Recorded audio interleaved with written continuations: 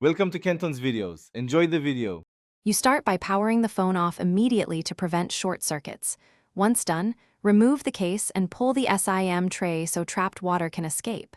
Use a lint-free cloth to gently blot visible moisture. Do not rub, which pushes liquid deeper.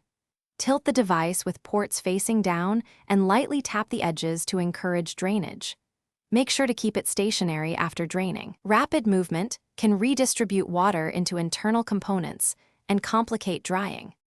Next, you create steady, gentle airflow.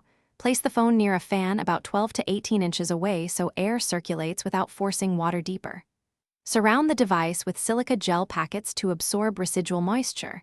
Leave for 24 to 48 hours and avoid rice, which introduces dust. If a small amount of debris remains, carefully open ports and use a soft bristle brush. Do this sparingly to avoid bending pins.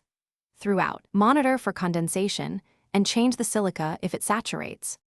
Finally, after at least 48 hours of controlled drying, reinsert the SIM tray and power the phone on to test speaker, microphone, touchscreen, cameras, and charging. If everything works, you're done.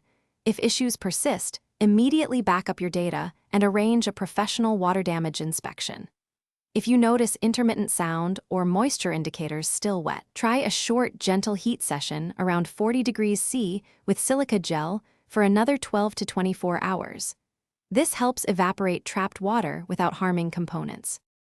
Thanks for watching. Consider subscribing if we helped you.